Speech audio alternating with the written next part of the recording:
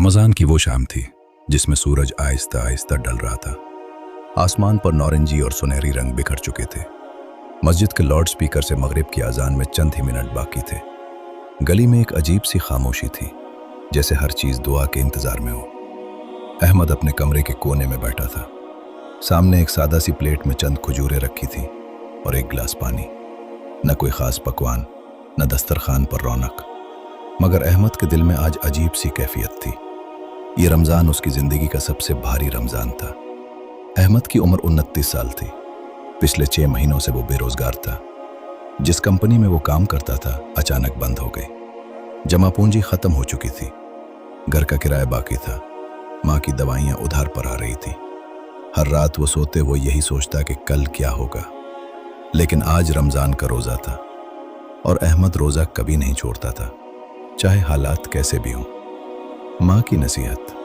अहमद की माँ, जो बीमारी की वजह से कमज़ोर हो चुकी थी, आहिस्ता आहिस्ता कमरे में आई। उनके चेहरे पर फाकों के बावजूद सुकून था। उन्होंने कहा, बेटा, इफ्तार से पहले दुआ ज़रूर मांगना। इस वक्त अल्लाह किसी को खाली हाथ नहीं लौटाता। अहमद ने हल्की सी मुस्कुराहट के साथ कहा, अम्मी, मैं रोज़ दुआ मांगता हूँ, मगर हालात तो वैसे ही हैं। माँ ने उसके सर पर हाथ रखा और कहा, अल्लाह देर करता है, अंधेर नहीं। हो सकता है अल्लाह तुम्हारी दुआ को किसी बड़े दिन के लिए बचा रहा हो। ये बात अहमद के दिल में उतर गई। इफ्तार से पहले का लम्हा सूरज बिल्कुल गुरूब होने को था। अहमद ने खजूर हाथ में पकड़ी, मगर अभी मुंह तक नहीं ले गया। उसने आंखें बंद की। दिल के अंदर तूफान था। जबान पर वो दुआ आई जो उसने कहीं सुनी थी, ऐ अल्लाह, मैंने तेरे लिए रोज़ा रखा, तुझ पर ईमान लाया, तुझ पर भरोसा किया और तेरे रिस्क से इफ्तार करता हूँ। फिर अचानक उसकी ज़बान रुक गई। उसने दिल से बात करना शुरू कर दी। या अल्लाह, मैं बहुत कमज़ोर हूँ, मेरे पास कोई रास्ता नहीं बचा। अगर तूने आज मेरी मदद न की तो मैं नहीं जानता कल कैसे जीऊँगा। उसकी आंखों से आंसू टपक कर ज़मीन पर गिर गए। मस्जिद की अजान। अचानक मस्जिद से अजान की आवाज़ बुलंद हुई, अल्लाहु अकबर, अल्लाहु अकबर। अहमद ने खजूर खाई, पानी पिया और एक अजीब सा सुकून उसके दिल में उतर गया, जैसे किसी ने बोझ हल्का कर दिया हो। वो नहीं जानता था कि इसी लम्हे, इसी इफ्तार के वक्त उसकी दुआ कबूल हो चुकी है। एक गैर मुतवक्का फ़ोन कॉल। इफ्तार के तकरीबन 10 मिनट बाद अहमद का फ़ोन बजा। उसने स्क्रीन देखी। एक अनजान नंबर था। अस्सलाम वालेकुम, क्या मैं अहमद से बात कर रहा हूँ? जी, मैं अहमद हूँ। मैं फ़लाँ कंपनी से बात कर रहा हूँ। हमें आपका CV मिला था। अगर आपको कोई एतराज़ न हो तो कल इंटरव्यू के लिए आ सकते हैं। अहमद कुछ लम्हे खामोश रहा। उसकी आंखों में आंसू आ गए।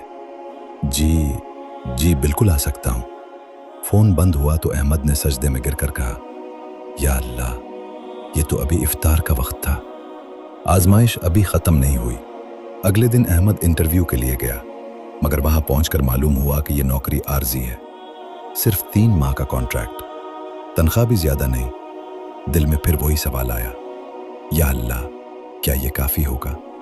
इसी शाम इफ्तार से पहले अहमद ने फिर हाथ उठाए, या अल्लाह, अगर ये मेरे हाथ में बेहतर है तो आसानी फरमा, और अगर नहीं तो कोई और रास्ता दिखा।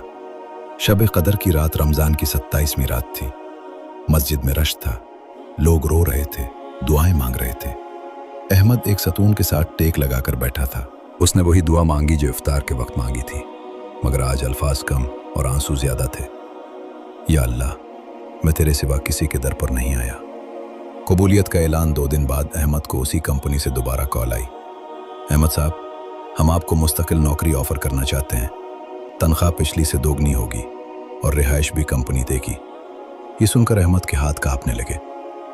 उसने फ़ोन बंद किया, माँ के कदमों में बैठ गया और कहा, अम्मी, आप ठीक कहती थीं, इफ्तार के वक्त की दुआ वाकई रद्द नहीं होती। इस कहानी का सबक बहुत सादा मगर बहुत गहरा है। इफ्तार के वक्त अल्लाह बंदे के बहुत करीब होता है।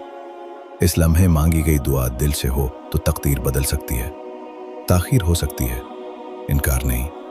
अल्लाह कभी भी रोज़ादार को मायूस नहीं करता। आखिरी बात, अगर आज तुम भी किसी मुश्किल में हो, अगर रिज़्क, सेहत, रिश्ते या दिल का सुकून मांगना है, तो इफ्तार से पहले एक लम्हा निकालो, खामोशी से हाथ उठाओ और दिल की ज़बान में कहो, या अल्लाह, मैं तेरे सिवा किसी का मोहताज नहीं।